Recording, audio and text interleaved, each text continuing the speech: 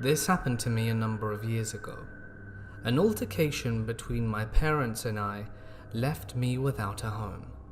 Don't worry, we're cool now. It was all my fault.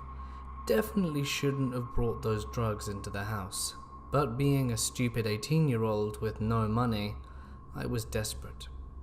However, being kicked out of the house put me towards the straight and narrow.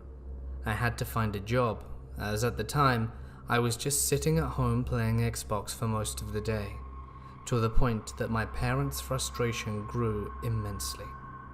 This is why this story happened in the first place.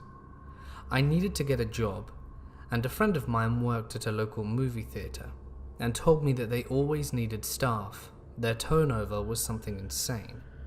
So I got in touch, and within 3 days he was giving me an interview.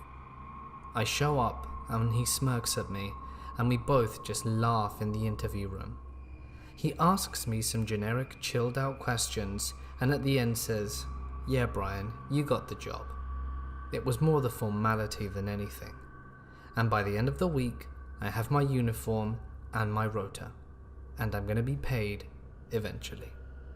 I actually moved in with him for a few weeks just to get off my feet, and we were having the best of times at the movie theatre. There's not that much work to do, to be honest. It was a small town, and the movie theatre was the only one in town, so it was popular during the weekends, but during the weekdays, there wouldn't be much going on, especially not during the day. Now this movie theatre was old. Really, really old. I want to say about 1910 or something like that. Point being, we had this dark and eerie basement at the bottom that housed all sorts of old things. It was creepy, and it had those lights that take ages to turn on. I used to call them the stagger lights. We go down the stairs to the basement every once in a while to store old movie posters, cardboard cutouts and things like that might be helpful in future, or that we may use as giveaways and prizes to keep sales in the theatre and have people come back. We're good like that. Don't just throw them all away. In any case, our trips down to the basement were frequent enough to make me afraid of it. It was dark, a little bit damp, and smelled. It always had this strange sensation, like I was being watched in the dark. To explain, it was a very big, dark room, right underneath one of the main theatres, with huge supporting pillars. It looked like a car park nearly. It was that big. At the edge, there was a small booth with a glass window. I still have no idea what was supposed to be there. Was that security? In any case, we didn't actually have security. Point being, this was just a very creepy place.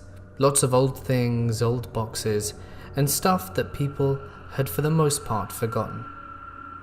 After a few months of working there, I had gotten into the routine. I was actually quite a good worker, and me and my friends got along excellently, and the theatre was doing great business-wise. It was on one of these days where I didn't have much to do that my boss comes up to me and asks if I'd like to do a bit of overtime. Me, being young and hungry for money, asked him exactly what this entails, and he leads me down the stairs to the basement when I get a pang in my stomach. Oh no. He tells me that he wants me to organize and dispose of whatever we don't need here, that I need to make a list of everything we have, organize it so that he can go through the list and let me know what is to be kept and what is not. And once that's done, for us to then organize what's left. He said he wasn't sure how long this whole thing would take, but that he would like me to stay overtime or before my shift started, whichever was convenient for me, and try and do as many hours as it took to sort this out. The pay for doing this task was quite good, and the fact that he hadn't told me how many hours it would take meant that I could go as fast or as slow as I wanted to. which is nice because it was such a chilled environment. So I started early one Friday afternoon, got into the theatre around 8, and being the only person in there, went down to the basement. I started looking through the boxes, loads of old random stuff, magazines from the town that we were featured in, old posters, old merchandise, loads of things. I even found a really old projector, and I wondered if I could take it home if no one wanted it, or if it still worked. As I was going through the stuff, minding my own business, do I hear something from behind me? It was coming towards that funky little booth in the corner that I still didn't know what it was. I wondered if it could be a rat. I hate rodents of any kind, and didn't have anything to protect myself, so I grabbed the nearby broom and started quietly making my way over, seeing if I heard the noise any sooner. Just as I was about to reach that booth, do I hear a noise again, and I jump.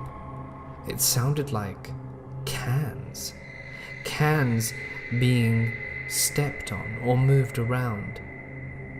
My head was hidden behind a pillar. As I composed myself, I moved over and peeked around the pillar.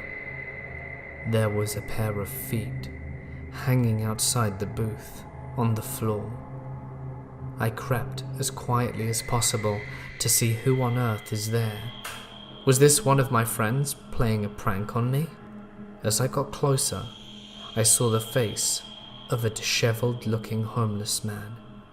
He was asleep.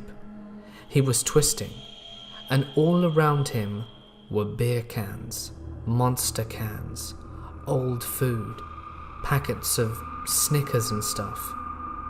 My eyes opened wide as I realized that this guy was not supposed to be here, and quietly made my way out of there while running as fast as I could. When I reached the top, I called my manager, who I actually woke, and asked him if he knew that there was a homeless guy in the basement. He immediately sobered up from his sleep and told me to call the cops immediately. The cops arrived, but when they did, the man was gone. I think it was all the commotion. That's when we realized that at the back of the little booth, there is actually a secret hole that leads to one of the theatres towards the back, and then you can just go out one of the fire exits. It was incredibly weird and disturbing. My manager said he understood if I didn't want the task, but as I really needed the money, I told him to give me a week to get over it and that I'd do it anyway. It took a whole 3 weeks in order to complete the task, but the basement was looking good again, and we made sure to seal off this hidden basement door. We removed the booth, and everything was fine. I quit shortly after though, finding a better job in another town, one with a career, and tried to make something of myself. I am glad that these events happened, as it put me on the right path. But to the homeless man hiding out in the basement of the movie theatre, let's never meet again.